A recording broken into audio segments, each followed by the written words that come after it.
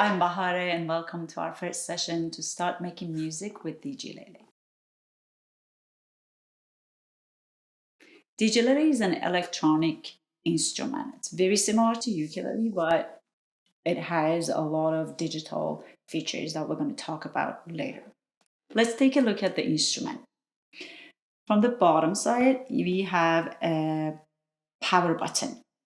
Let's turn the instrument on together. You're going to press it and hold, and the instrument is on.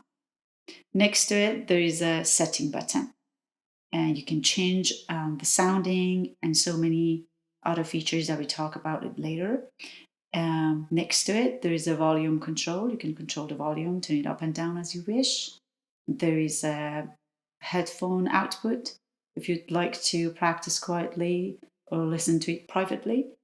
And we have charging port.